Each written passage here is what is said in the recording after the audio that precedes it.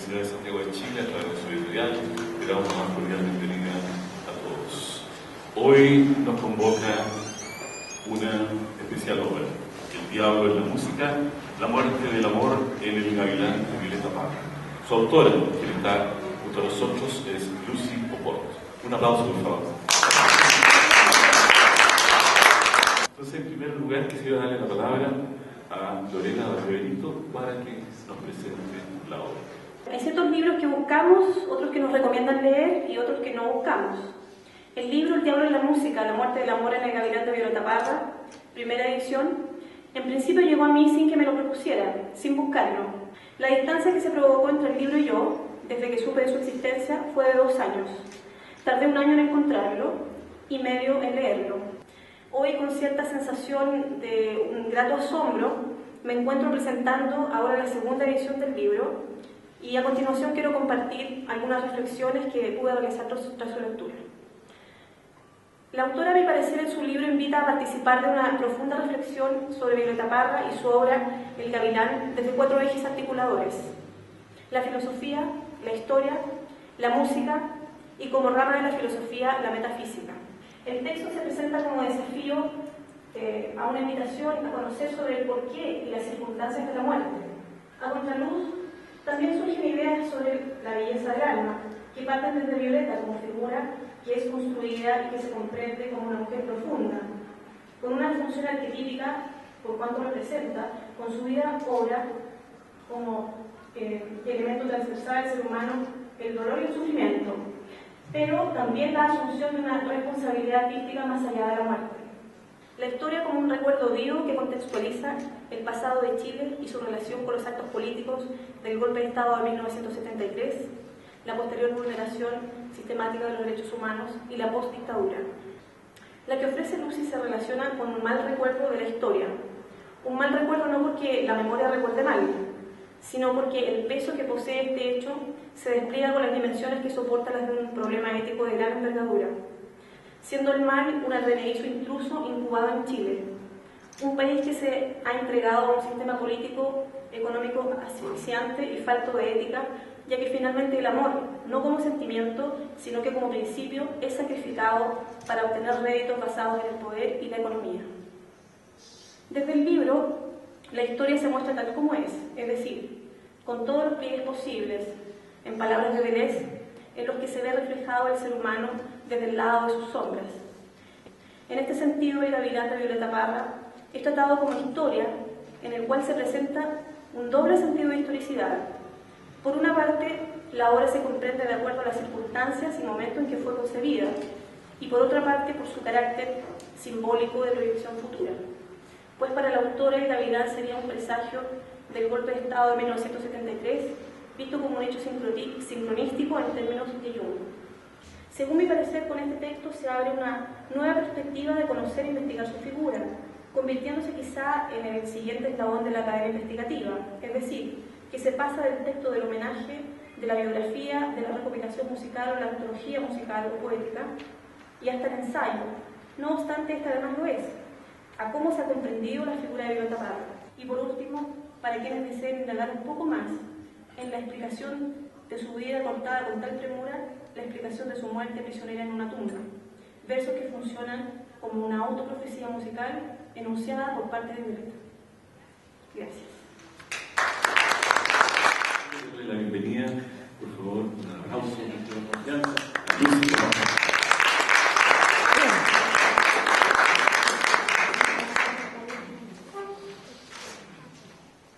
tardes.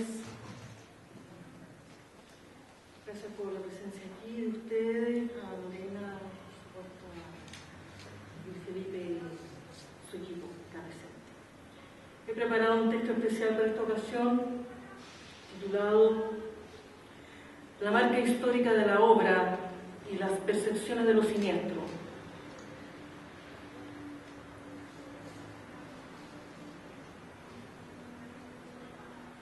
Y aún me atrevo a amar el sonido de la luz en una hora muerta, el color del tiempo en un muro abandonado. En mi mirada lo he perdido todo, es tan lejos pedir, tan cerca saber que no hay. Alejandra Pizarnik, 1965. Álzate en cuerpo y alma del sepulcro y haz estallar las piedras con tu voz, Violeta Parra.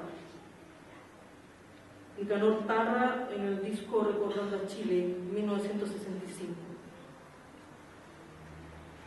Las condiciones reales de emergencia de una obra son convenientemente relegadas al subsuelo por la comunidad cuando su decisión está próxima al colapso tras una larga polarización silenciosa. Así, la farsa social y su desestructuración inherente y negacionista ramifican sus metástasis desde esa operación básica consistente en expulsar al autor de su propia obra y sobre todo en Chile, el país que liquida a sus mejores elementos, que mata a los débiles para que la psicología del vencedor se perpetúe desde la transversalidad del lumpenfascismo, que recurre en un acto de cobardía al silencio, la destrucción planificada del juicio de realidad, el extravío en la noche del procedimiento, como la llamara Franz Kafka, y las relaciones de doble vínculo para matar, porque su acción no está tipificada como delito en la ley, ni implica derramamiento de sangre. Tal es el caso de Violeta Parra, entre otros, proverbial en las ramificaciones de esa voluntad colectiva de hacerla desaparecer, algunas de cuyas variantes son las siguientes. Violeta reducida a la caricatura de una campesina ignorante, cuya polifacética obra habría surgido casi por azar desde una intuición carente de elaboración, inteligencia, conciencia y conocimiento. Violeta transada en el mercado sin contexto político ni social, cuya intelectualidad reconocida en el extranjero ha sido confinada a la clandestinidad en Chile, como correctamente observa Patricia Vilches. Violeta expulsada de la dimensión política de su vida interior, cuyas formas cruzaron el límite que separa el mundo de los fenómenos de su fondo incognoscible, trascendente y trascendental, reconocido por Kant en su crítica de la razón pura. Violeta expulsada de su propia muerte debido al negacionismo militante de la sociedad de consumo y su monstruoso hedonismo, el mismo cuya virulencia, más radical que la del fascismo histórico, advirtió Pier Paolo Pasolini en la corrompida Italia de su tiempo antes de ser asesinado.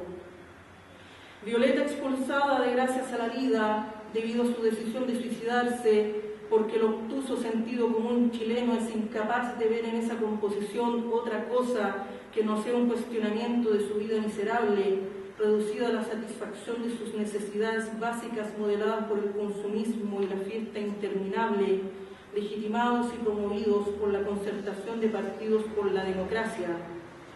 Violeta reducida a la correspondencia biunívoca entre vida y obra, mediada por un entendimiento fallido y mezquino de su experiencia amorosa y últimamente también de su experiencia sexual, como en la cinta de André Hood, Violeta se fue a los cielos. Propio de una masa de consumidores carente de sentimientos profundos y vida propia. Por último, Violeta cooptada por la transnacional BHP Billiton con el fin de convertirla en un producto destinado a la masa juvenil de consumidores. La llamada generación sin miedo, formada bajo la égida del neoliberalismo triunfante, condición tanto más abyecta que la de la generación anterior, formada en el veneno de la dictadura cívico-militar. La marca histórica de la obra es irreductible, como las manchas introducidas en la música a las que se refiere Theodor Adorno en su filosofía de la nueva música, a propósito de la emancipación de la disonancia en Arnold Schoenberg y su escuela. Esa marca histórica es tanto individual y personal como colectiva, pudiendo abarcar enormes lapsos.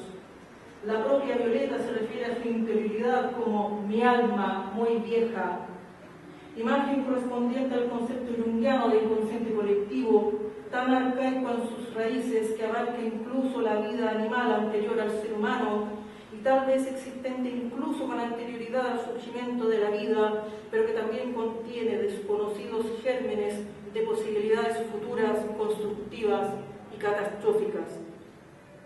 No lloro yo por llorar, sino por hallar sosiego. Mi llorar es como un ruego que nadie quiere escuchar, del ver y considerar la triste calamidad que vive la humanidad en toda su longitud. La escasez de la virtud es lo que me hace llorar. Como Jimena Rivera en su poema El vacío, ella hubiese podido rezar: no sé modular la palabra amor, ese verbo grande y final. Grande, grande es mi súplica, mi ruego es comprender por qué el amor demora siglos en llegar a ser amor. Pues el amor es, fue y será el último fondo irradiante, el referente absoluto y la piedra fundante de la metafísica, epistemología ética y estética de Violeta, pero asediado por su sombra, la desgarradora muerte. Las modulaciones de la tensión entre el amor, el poder y la muerte han quedado registradas en la presente obra. El diablo en la música, la muerte del amor en el Gavilán de Violeta Parra, iniciada en 2006 y editada por primera vez en 2008, y que ahora surge a la luz en una versión corregida, aumentada y profundizada, gracias a la conciencia del sello editorial Universidad de Santiago de Chile, coincidiendo con la conmemoración de los 40 años del golpe de Estado de 1973 y la muerte del presidente Salvador Allende. La presente obra también alcanza aquí su maduración, transformándose en un ser. Esto implica asimismo una ruptura de nivel frente a las relaciones de dominación y de doble vínculo que buscan desrealizar su marca histórica, interior y exterior. Dicha ruptura de nivel significa, por un lado, que ahora tiene una vida propia y que existe a pesar de la sociedad de consumo, consolidada en Chile como proyecto por la concertación de partidos por la democracia, sus socialistas neoliberales y su herencia maldita, la muerte de los sentimientos, que es una de las condiciones para el triunfo de la sociedad de consumo, el verdadero fascismo según Pasolini, la producción en serie, la pendiente sin retorno de la razón productiva y el envilecimiento del pueblo. Y significa, por otro, que la obra resiste a pesar de los diversos obstáculos visibles e invisibles, difusos y siniestros, siempre las ha hecho para destruirla desde dentro, como parte de una vasta enfermedad moral, colectiva y relacional en su fase terminal, pero interminable. Violeta concentró y plasmó sus terroríficas visiones de lo siniestro en El Gavilán, su obra maestra, iniciada a fines de la década de 1950 y concluida en 1964, prefiguración sincronística en términos de Carl Gustav Jung de la noche sobre Chile, de su catástrofe política y cósmica y de su despeño en un interminable abismo y marasmo de maternales aguas negras sepulcrales durante la postdictadura. Los enormes sentimientos de Violeta, su fuerza motriz irradiada desde imposibles profundidades cósmicas, capaces incluso de transformar la materia, dieron una forma sonora a esas percepciones acumulativas de lo siniestro. De ahí el uso de disonancias y en particular del tritono llamado diabolus in musica, el diablo en la música o el intervalo del diablo, prohibido en la polifonía medieval. Violeta lo usó sistemáticamente en El Gavilán con el fin de presentar, pensar y denunciar la extrema violencia que contiene esta obra en todos sus niveles, desde la perspectiva de las víctimas y los victimarios, y como núcleo de su estructura formal que expone un proceso de persecución seguida de homicidio y un sacrificio cruento al diablo oculto en dicha estructura, ejecutado por una comunidad en crisis con el fin de evitar su autodestrucción y sobrevivir conforme a la teoría del chivo expiatorio de René Girard. Las últimas composiciones de Violeta Parra, editado a fines de 1966, y cuyo título fue determinado por su propia autora en vida, expone tanto la relación entre el amor, la inteligencia, la percepción, el conocimiento y la conciencia en su más alta expresión como su pérdida.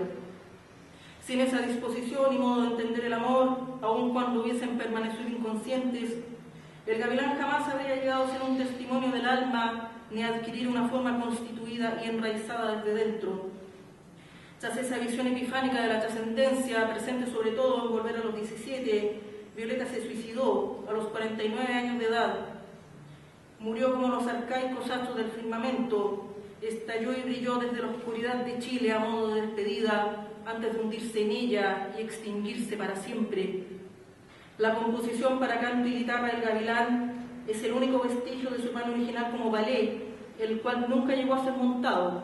Sus versiones grabadas constituyen el único puente que Violeta dejó abierto al futuro, en vistas a una realización y despliegue de fuerzas que no pudieron ser liberadas en aquella época.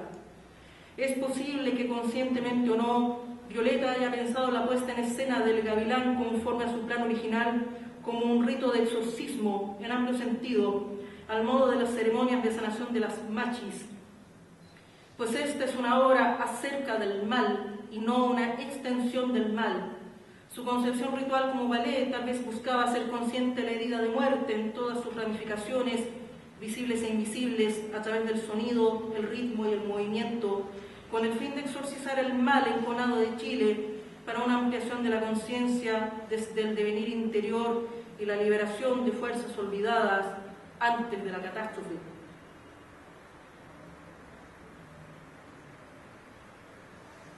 Ahora bien, las obras deben su florecimiento no solo a sus autores, sino también a quienes los han ayudado y valorado.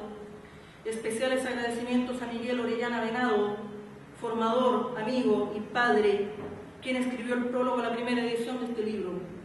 A Lorena Valdebenito por su amistad, solidaridad, comunicación y conocimiento acerca de Violeta y su obra, y a Luis Felipe Figueroa, director del sello editorial Universidad de Santiago de Chile, junto a su equipo y comité editorial, pues su línea es un intersticio en el desierto que ha hecho posible obras imposibles, y porque él es uno de los escasos seres en todo el universo que ha hecho algo fundamental por mí. El texto de esta presentación está dedicado a la memoria de Jimena Rivera Órdenes, fallecida el 24 de marzo de 2013 a los 54 años de edad en el Hospital Carlos Van Buren de Valparaíso, debido a una infección intrahospitalaria, aunque este humilde homenaje póstumo sea extemporáneo y tardío. Ella, que tempranamente en 1988 afirmó y defendió el poder del signo y su capacidad de exorcizar el miedo, el poder y la maldad. Ella que, no teniendo casa, como la gente antigua, construyó en sí misma, piedra sobre piedra, una gran casa con fantasmas, desde la cual ofrecía su hospitalidad del corazón. La vocación por los signos encuentra una de sus fuentes en los orígenes de la hermenéutica, en busca de la cifra del lenguaje de Dios mismo. Girard vincula la esperanza más radical al trabajo del texto y su desciframiento, cuyo trasfondo es esa unión con lo inefable y trascendente. Por eso evoca a los discípulos en los extramuros de la ciudad tras la crucifixión, según Lucas 24:23. Se dijeron uno a otro: ¿no estaba ardiendo nuestro corazón dentro de nosotros cuando nos hablaba en el camino y nos explicaba las Escrituras? El alma se crispa horrorizada ante la extinción del espíritu y su escena epigonal y reza: voy a la deriva por un extenso río de aguas calmas pero tormentosas en su fondo. Un día desembocarán en un vasto mar torrentoso desde la última cumbre de un abismo. Entonces todo se habrá consumado. Esta es la voz que subyace a la irreductible marca histórica de la obra en su desborde más allá del tiempo, y el presente libro, constituido en un ser, y quienes lo han hecho posible de modo fundamental, son parte de esa duración, ese movimiento, esa energía y esa plegaria rota que muestra los signos desde el inframundo. Muchas gracias.